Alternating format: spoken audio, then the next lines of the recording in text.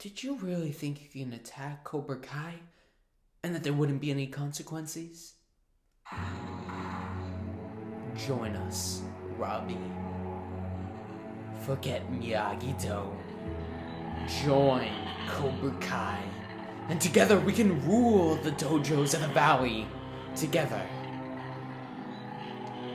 Daniel never told you about your father's sensei, did he? No? I am your father's sensei. I am Chris. Bonsai! I'm the Cobra Kai Kid, and welcome to a very special episode of the Cobra Kai Kid, where today we are going to be talking about Cobra Kai versus Star Wars. Now, we are approaching the final movie of the Skywalker saga, Star Wars Episode 9, The Rise of Skywalker. And now you may be wondering, Cobra Kai Kid, what does Star Wars have anything to do with Cobra Kai? Like, this is the Cobra Kai Kid channel. Why are you talking about Star Wars? Well, Star Wars and Cobra Kai are very, very similar. And if you haven't noticed it already, let me point out some things to you, and this comes from an article on Reddit. So here are the similarities between Cobra Kai and Star Wars. So this article comes from the Sexy Skywalker. What a lovely name. And it says, Cobra Kai and Star Wars are basically the same thing. Cobra Kai are like the Sith. Miyagi-Do are the Jedi. Kreese is Palpatine. Johnny is shifting between Anakin and Vader. Mr. Miyagi is Yoda. Daniel is like Obi-Wan in Cobra Kai and Luke in the original films. Robbie is in a position much like Luke was with his father. Dimitri is like C-3PO. Johnny's coming to the light. Hawk is turning to the dark side. Oh yeah, MIGUEL'S Star Killer. Haha. Okay, this one's a joke. Ali is Padme. And ultimately, they conflict over their ideologies and fight like badasses with karate instead of lightsabers, with them also debating over morally gray ideas. Just thought I'd share this quick analogy. Now, the reason I wanted to make this video is because Star Wars and Cobra Kai are experiencing some similar things, but having different outcomes. So, Karate Kid were the 3 original movies. You had the Karate Kid 1, Karate Kid 2, Karate Kid 3. Star Wars, you had episodes 1 through 6. But now we have Cobra Kai, which is the sequel to Karate Kid. And we also have Star Wars, the sequel trilogy, episodes 7, 8, and 9, which is the continuation of the original Star Wars movies and the prequels. So we are experiencing both. I think Cobra Kai came out in 2018, and Star Wars came out in 2015. Episode 7 came out in 2015. So the sequels of both franchises came out very close to each other. They're in the same time frame. So now, what is the difference between both these sequels? Well, one has had a very positive outcome and the other has not. And if you can't connect the dots, it's Cobra Kai that has the positive outcome and Star Wars with the negative. In terms of the sequel trilogy and in terms of Cobra Kai has been a lot more respected and praised by fans. I can't really name one person or anyone who does not like Cobra Kai and thought that they ruined the Karate Kid with Cobra Kai. However, if you go to the opposite side, you have Star Wars, where a lot of people do feel like they ruined the originals and the prequels with this new sequel trilogy. So while Cobra Kai and Star Wars are very similar story-wise, they're also going through the same same things but different but same. That's the name of one of the Cobra Kai episodes. That's like a perfect name. They're going through very similar things in terms of the real world, the audience perception, the story, like how how they went about the story. And today I'm here to compare those two franchises, what went right with Cobra Kai and what went wrong with Star Wars, because I am a huge Cobra Kai fan. What's funny is I was a Star Wars fan ever since I was like 5. I was first introduced to Star Wars through the Lego video game, and I grew up with the prequels and the originals. It was all together for me because I didn't see I was too young to see the prequels in theaters. It was all the same for me. So I've always loved Star Wars, and Karate Kid, like up until Cobra Kai came out and I discovered Cobra Kai, I could care less about the Karate Kid. Not saying I never liked it, I just never like got into it. I was like, okay, I don't know. I didn't really know about it, and I didn't really have an interest of knowing about it until Cobra Kai came out. Until I watched Cobra Kai, and I'm like, oh shoot, like I have to watch these original movies. And you would think that was only last year where I really got into Cobra Kai and Karate Kid. So you would think that with Star Wars, which I've been loving my whole entire life, that the sequel trilogy would mean more to me.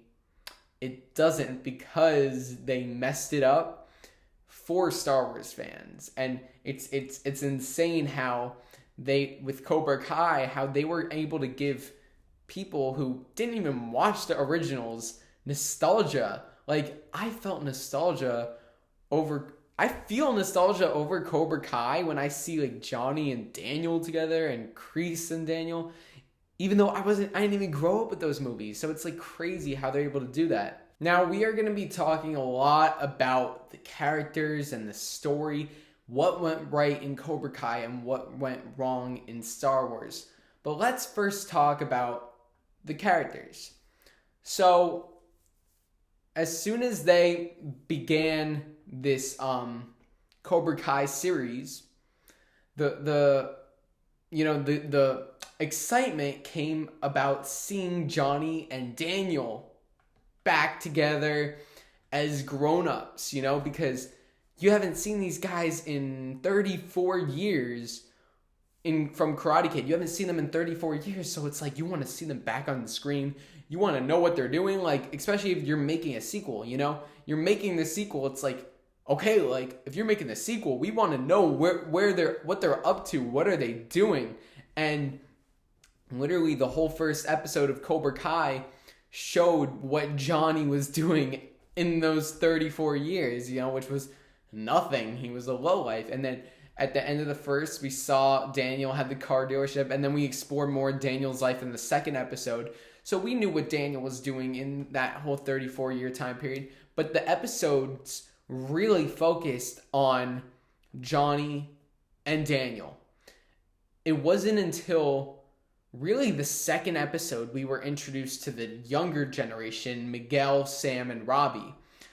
Sure, Miguel was introduced in the first episode, but we didn't really know much about him. We could care less about him. We cared about Johnny, because we were able to connect him to the original Karate Kid. We knew that guy, so we were invested in him. We wanted to know what he was up to. If you had started the Cobra Kai series off with Miguel, if you had made the whole first episode about Miguel being bullied, sure, you can make it look good, but fans wouldn't be as invested because they don't know who this guy is, and they could literally care less about this guy. Even though Miguel is a fan favorite now, that's only because it was Johnny who passed on the torch to Miguel. It wasn't like Miguel was like here, and then it's like you introduce Johnny. Johnny passed the torch on to Miguel, and Robbie didn't even appear until episode 2. We had Sam, who was barely in episode 1. More came in episode 2. So basically, the first couple episodes were really about reintroducing our original characters who we loved and we'd grown up with from 1980s. And, I ain't grow up with them, but you get the point. So now let's go on over to Star Wars. So with Star Wars, we have been waiting over 30 years to see what Luke Skywalker, what Princess Leia, what Han Solo, what Lando Calrissian, C-3PO, R2-D2, Chewbacca would do next. Because we had the original trilogy from 1977 to 1983. But then we had the prequel trilogy, which I love the prequels, but it goes back in time, so we don't see what happens after that story. It's going back and leading up to that, which is awesome, but like now, like, you want to see what happens next. So now we finally get to see what happens next. However, you had Disney, who sold you had George Lucas, creator of Star Wars, who sold Star Wars to Disney. So that is a reason so this sequel trilogy is now in the hands of Disney. So it's not George Lucas anymore, the person who created Star Wars. It's totally different people. And with Cobra Kai, the Cobra Kai writers had nothing to do with Karate Kid. They never worked on Karate Kid. They were like teenagers when Karate Kid came out, I think. So, you're worried when these random guys take a hold of a franchise that are so beloved to so many, like Karate Kid, and you have these three guys who, I think they did Harold and Kumar, Hot Tub Time Machine. Those are movies I heard of. I've always meant to watch them. I need to watch them because like any movies that these guys do is probably awesome. So I've always meant to watch them.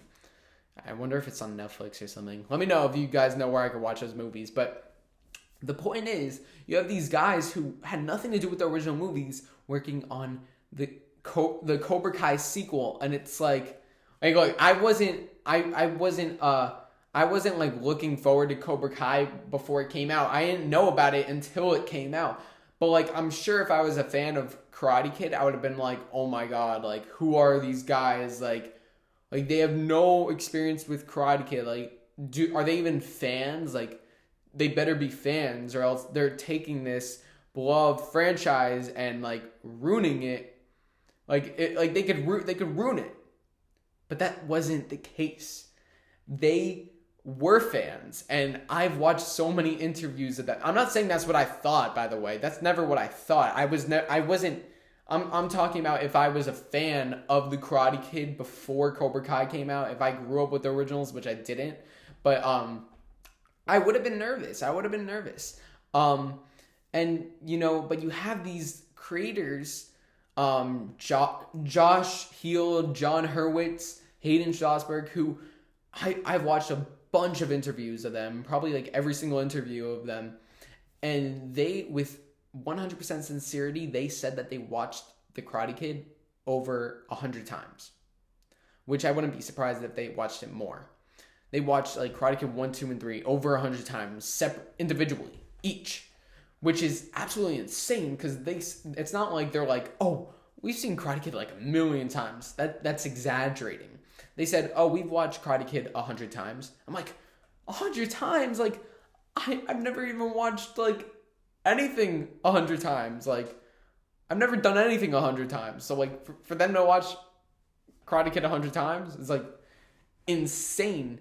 And when you hear that when you hear them say that, you're like, that is why they are doing this. That's why they wanted to do this, and that is why it's so good.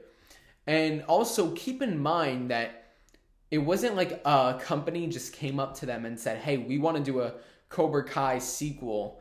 No, they were the ones who came up with the idea. They wouldn't have just came up, said, hey, we want to do it, and then not have the idea. They pitched it because they had an idea. Now, if you had a company saying, hey, we need to make a Cobra Kai sequel right now, like, let's get a director, then it's forced because you're trying to do something. It's not genuinely coming. There's not a story to tell. You're just forcing something. And that is what happened with Star Wars. As soon as Disney bought Star Wars from George Lucas, they had no intention of coming up with a good overarching story. Their immediate goal was to make the sequel trilogy. They didn't care who did it. They didn't care what it was about. That was their first thing. Okay, we have Star Wars. We're making 7, 8, 9. Now let's go find a director.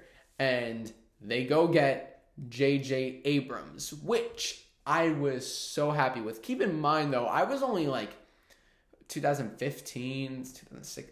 Oh, what? It's 2019. So I was like 12 or something. I'm not really good at math, but I was like 12. No. I don't know. I was young. I was like 12. I was young, right? I was really young when I found out that Star Wars was being bought by Disney when Force Awakens came out, Star Wars Episode 7. I wasn't, like, I was into Star Wars, but I was too young to understand all the stuff. Now I understand it. But, you know, when I heard that J.J. Abrams was directing Star Wars, I was so happy because I was a huge fan of Lost. And I started watching the show Lost in first grade. And if you don't know Lost, it's a series directed by J.J. Abrams. He had a part in it. He didn't do the whole thing, but I loved Lost. So that was like in first grade to now. I'm so in love with Lost. So, yeah, you had J.J. Abrams doing it. I was like so excited because he did Lost and I love Lost. And now he's doing Star Wars and I love Star Wars. So you have Force Awakens that comes out and everybody pretty much likes it. It's well perceived. However, then you have The Last Jedi, which comes out, which which The Last Jedi episode 8 totally just pooped on everything set up in The Force Awakens, everything we knew about the original Star Wars. And it made fans go back to episode 7 and say, wait a second, you know, Last Jedi is horrible, but the problems really started back in Force Awakens with J.J. Abrams. And the problem that a lot of people noticed, but that they were overlooking, was that The Force Awakens was a complete copy of A New Hope, the first Star Wars movie. It was literally the same thing with new characters and a bigger Death Star. It was basically that. And fans were able to look past it because they thought it laid a solid groundwork for a new story to go in a different direction. But it didn't even go in a different direction, and it really just pooped on everything that we knew about Star Wars. And you know, after watching Cobra Kai, it really makes you think, because what they messed up in Star Wars was something that was like, how could you mess that up? And it makes you so appreciative of what they did in Cobra Kai. But like, it's not even like a matter of being appreciative. It's like the thing that they didn't do in Star Wars should have been a given. That should have been a must. Like, there are some things that you can't force into a script for nostalgia purposes. Like, I've listened to interviews about the Cobra Kai writers, and they say that, you know, as much as we want to include some nostalgia things, like, at times where, like, we have to think about the story, like, and they do include a lot of nostalgia things, which is good, but then there are times where they feel like they're going overboard and they have to, like, slow down. They tell themselves, okay, that's a little too much. But with Star Wars, it just, so the thing that they messed up in Star Wars, which Cobra Kai, thank God, does right, and it was like you just should have known this, was the original characters. In Cobra Kai, it's not like we're getting the story from the perspective of a new generation, and then at the end of season 1, Daniel LaRusso comes to town and says, hey guys, and it's like, oh my god, Daniel LaRusso, but it's the end of episode 10. It's like, you went this whole season with like this new cast that nobody cares about, that you have to develop, and nobody, like, we just want to see the original characters. That's the only reason we came to the show. No one came to the show to see these new characters. If you were going to make a show about new characters, then make a show that is not called Cobra Kai. But, you know, what they did it right. They did it right, and the very first scene was the flashback of the tournament. And then guess who is the first person we see in regular day? Johnny. And we follow Johnny's story.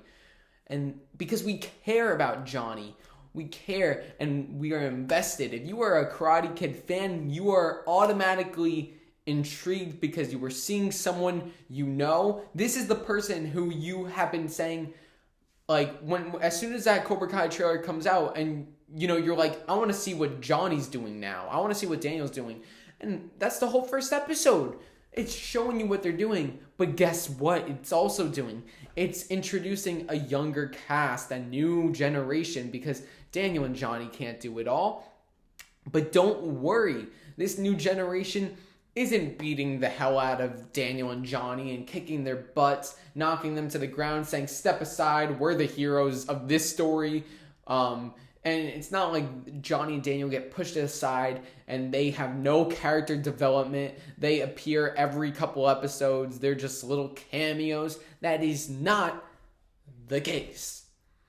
Johnny and Daniel start off as the mains of the series. And we don't need character development now. We don't need to, it's obviously it's important to have character development, which we get, but we don't need to know all these facts and all the who are yous and where is this, because we are already invested in these characters. But then you introduce a younger generation through the old generation. Miguel is being trained by Johnny. So because we have Johnny, who we know and we care about and we're connected to, we're willing to accept Miguel through Johnny. If Miguel was just thrown into the story randomly, we don't know who he has no connection to anyone, then who cares about Miguel? Samantha LaRusso is Daniel's daughter, so we are automatically interested in her and connected to her because she has a connection to one of the characters that we already know and love. When we see Daniel and Sam hugging, we know that, okay, like, this is Daniel's daughter. We, like, care about her. Robbie is the son of Johnny. We care about him too because they're connected, because Johnny is connected to Robbie. So we're connected to Robbie too because we're connected to Johnny. So that's the only thing. Like, in the first 2-3 episodes, you only care about these new characters because of the originals. That's the only reason. And that's how it should be when you're making a sequel. You know, if you're making a sequel, nobody's saying, oh my god, I can't wait to see who the new characters are. Well, maybe you are, but I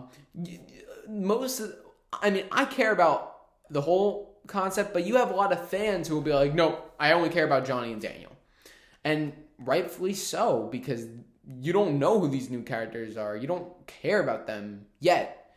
But what they do is they pass the torch. They pass the torch.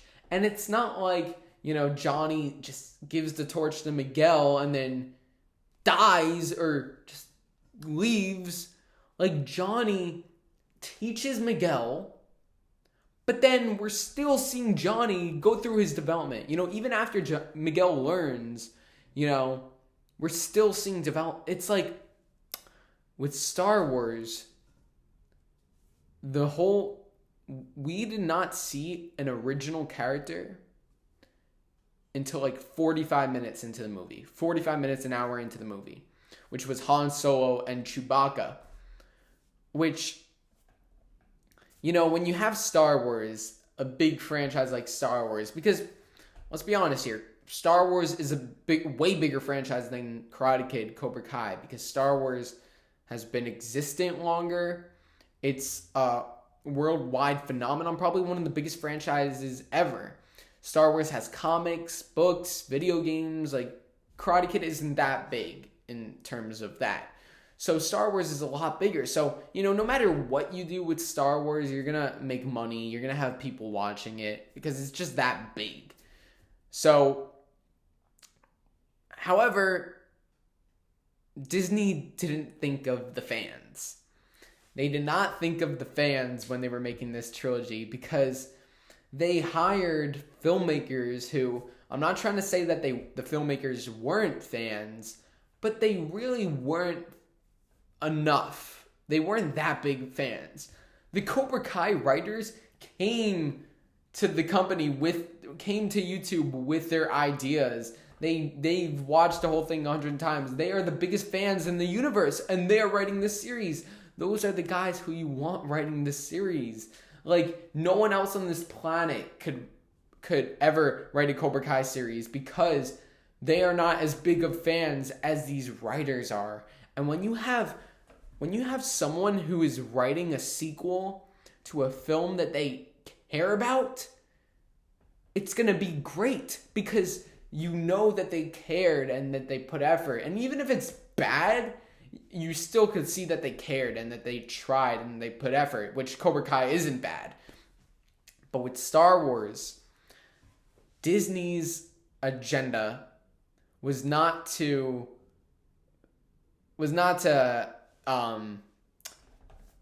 please the original fans, because with Cobra Kai, they wanted to explore what are these characters doing 34 years later. They wanted to make a sequel. They wanted to make a sequel to The Karate Kid. But Star Wars, with Episode 7, Force Awakens, it made a reboot. It completely rebooted the whole saga.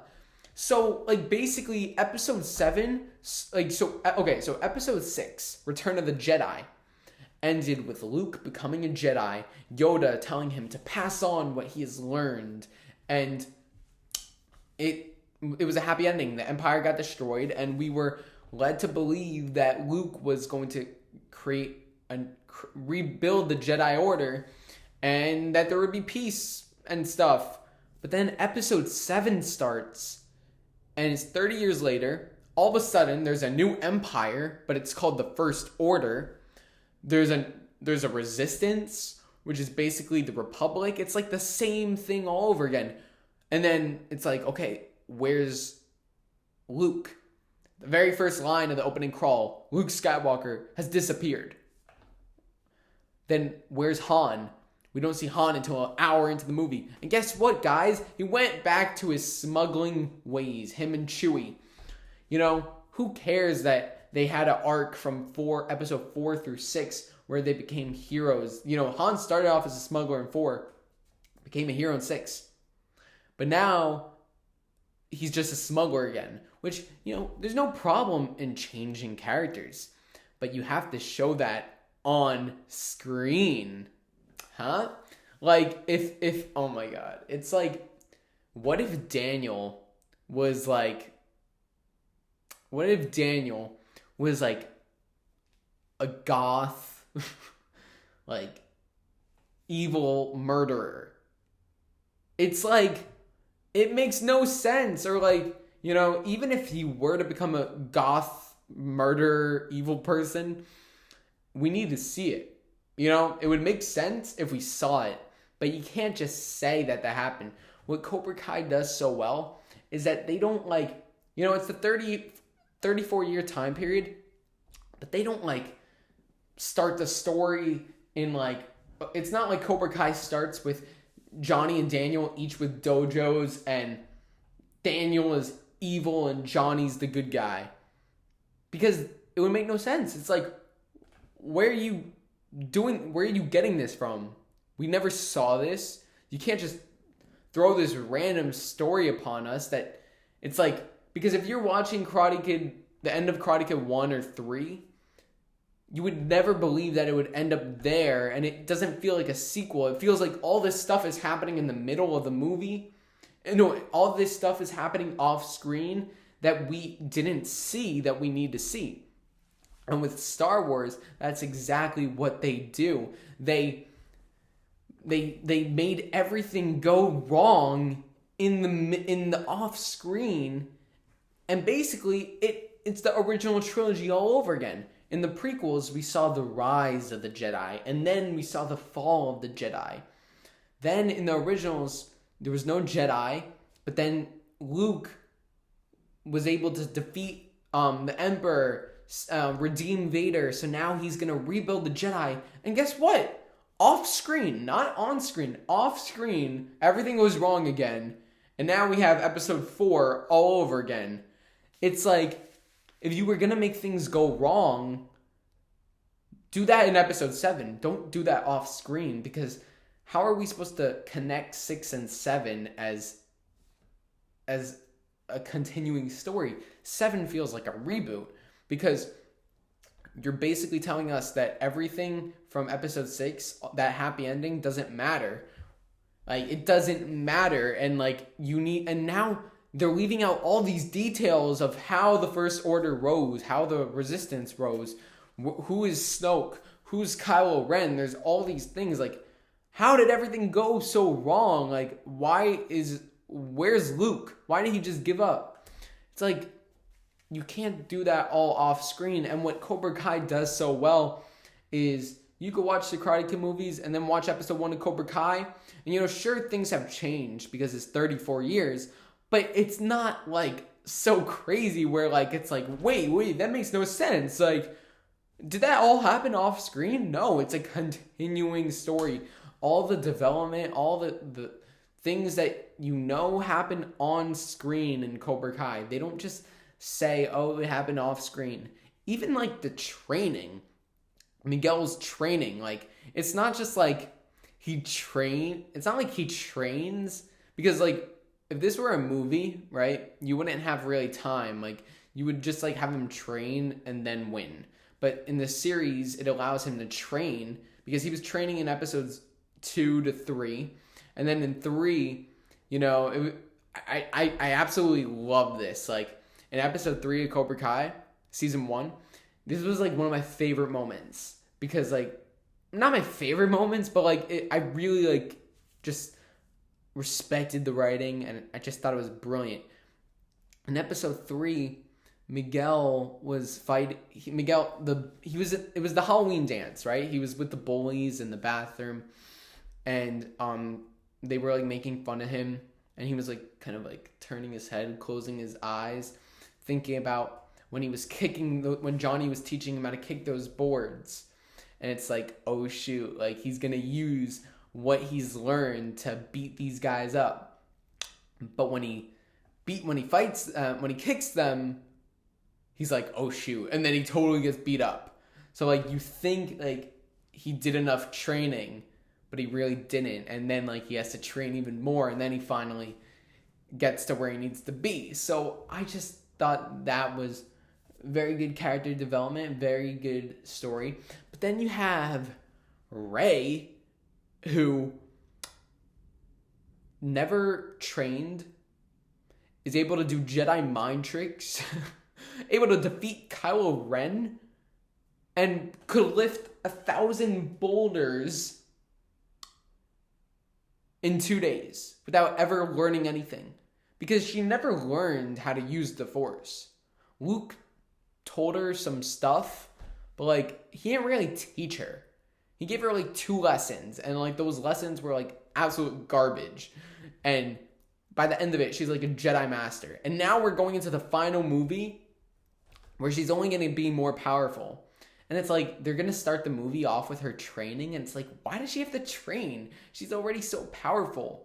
But, like, meanwhile, you have Cobra Kai, where Miguel is, like, doing all this training, and, like, he still loses. Oh, my God. It's like, bruh. Robbie is learning karate from Daniel LaRusso. And guess what? His first fight, he gets beat up. He loses. They don't just, like... I mean, that's just, like, realistic, That's just realistic. And it's not even like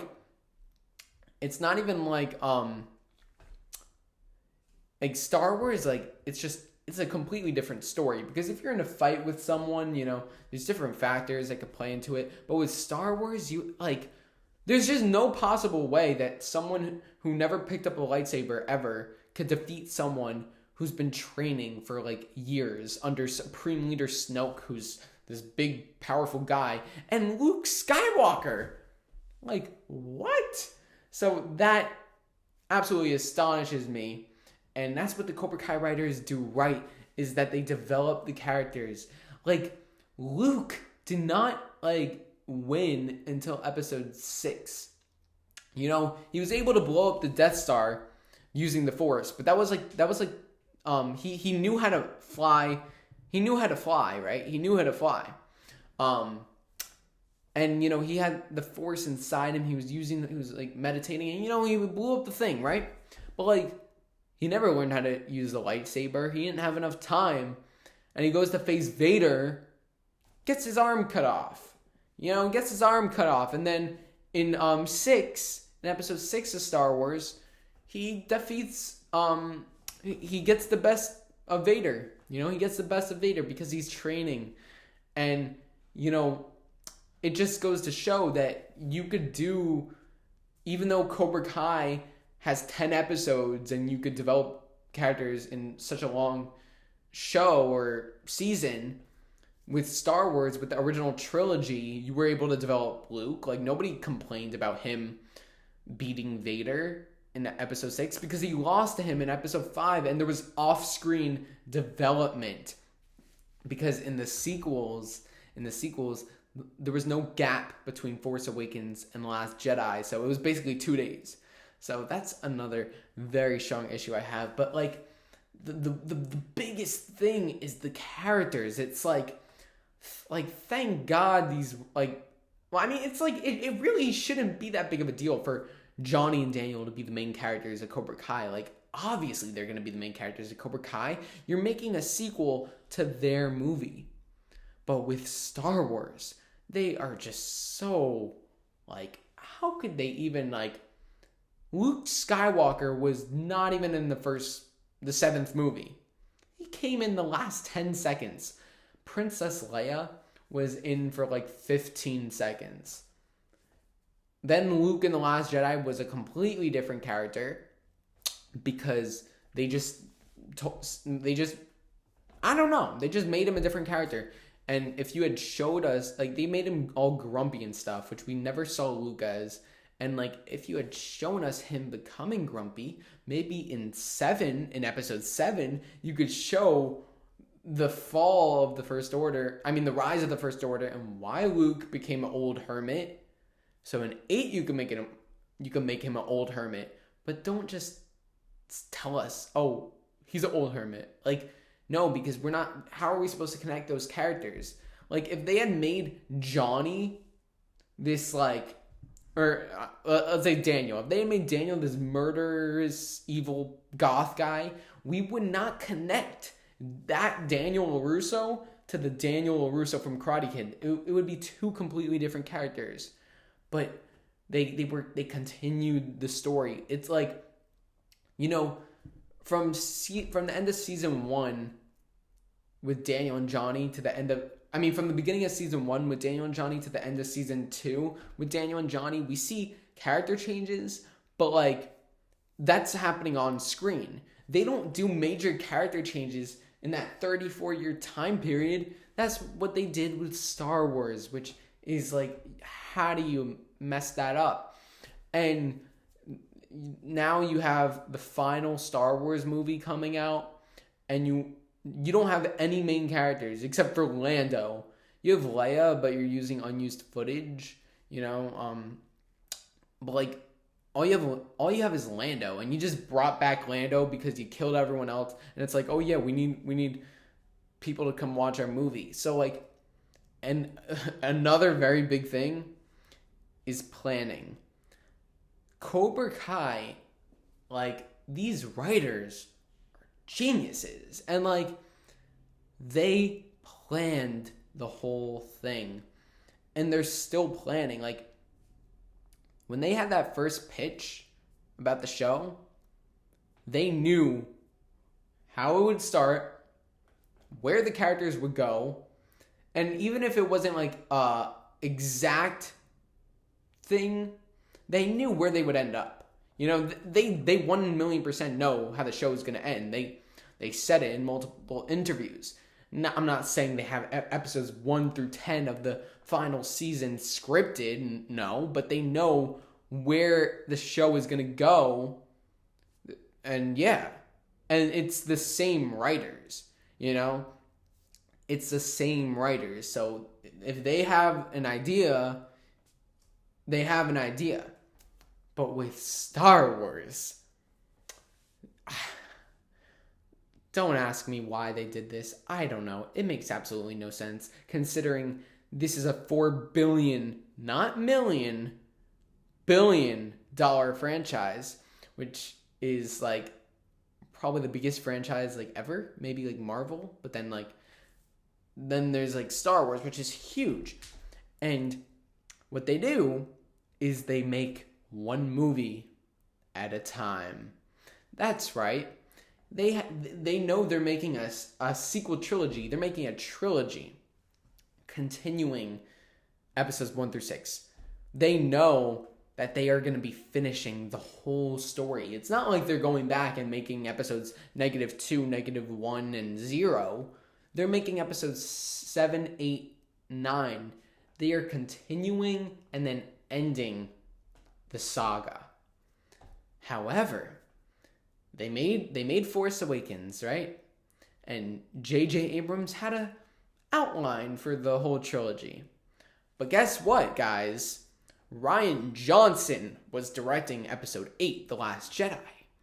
And, you know, Kathleen Kennedy, president of Lucasfilm, said, hey, we don't need J.J. Abrams' outline. Rian, you do whatever you want.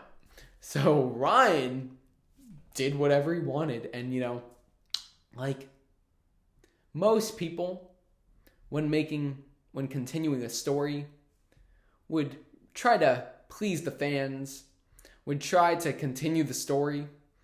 But in an interview with Rian Johnson, he once said that a good movie to him is when half the audience loves it and half the audience hates it.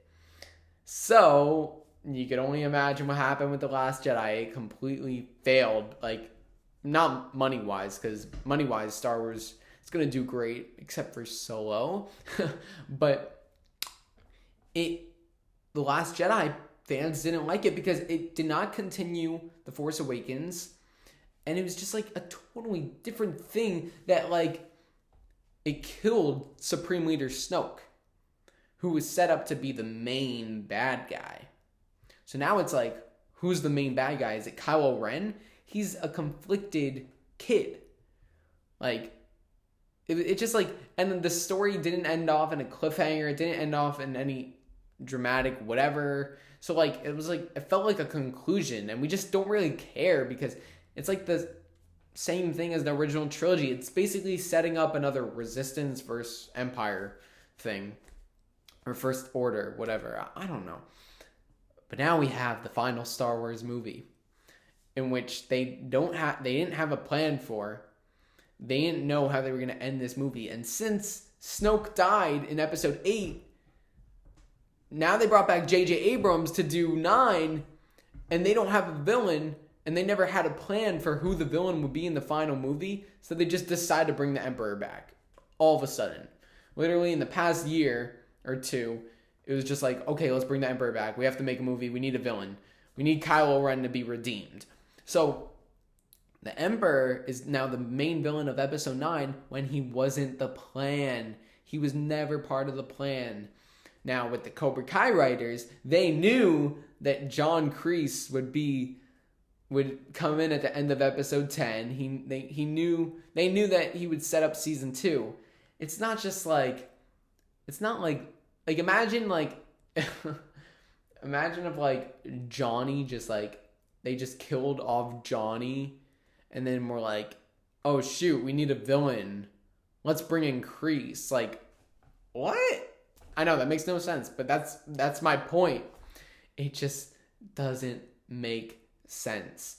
And so that frustrates me. There was no plan for Star Wars, but thank God there is a plan for Cobra Kai. You could tell when you watch these episodes that it's going somewhere, and that they're made by people who care and that appreciate the series, and that's such a nice thing to know. It's very assuring. And what Cobra Kai does so right that Star Wars has been doing horrible on is nostalgia. Cobra Kai doesn't just throw nostalgia at you for no reason. Like, the nostalgia like plays into the story. It's like, you know, you could connect the events of Karate Kid to Cobra Kai. There are some similar things, but it's not like a complete copy, but you feel very nostalgic. There are a lot of nostalgic moments. Now, with Force Awakens, it literally copied A New Hope, and now it's trying to be nostalgic when it's really not. So that's very frustrating when they're like, oh, we're being nostalgic, but it's not nostalgic. It's copying.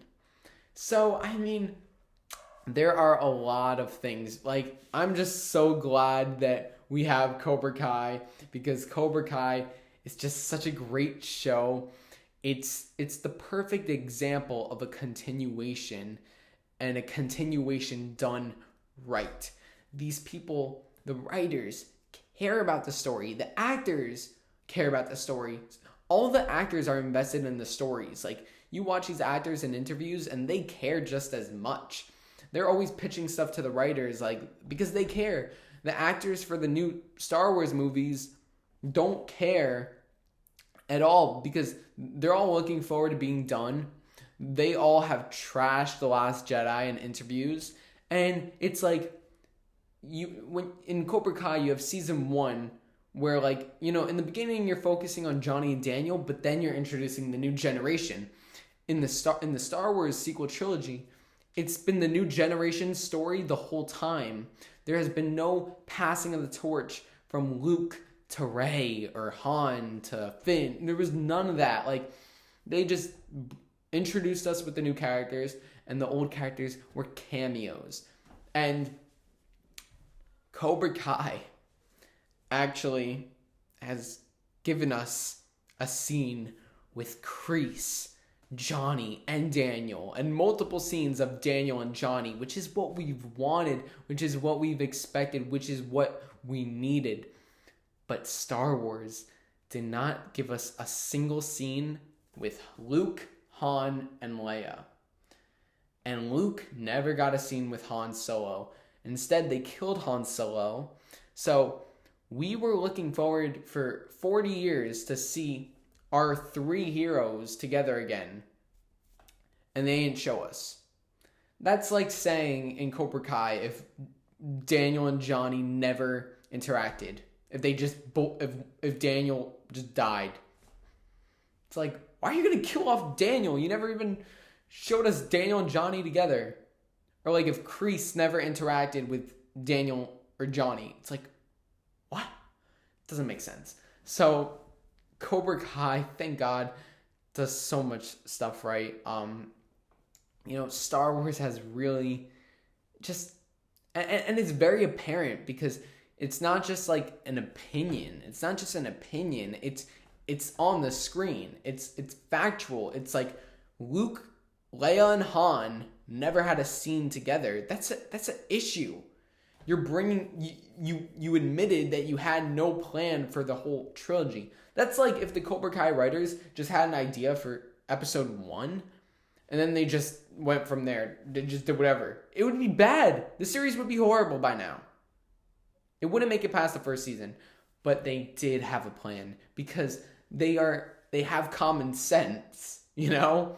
Like, the Star Wars Disney does not have common sense. Because, like, I'm 16 years old, and I know that if you're making a story, or if you're making a trilogy, like, I have a series that I'm doing right now, like an animation series, and I know that if you, like, it's a series, you need to know where it's going to go. You can't just go one episode at a time. Sure, you could make the episodes one at a time, but, like, you need to know overall where it's going to go.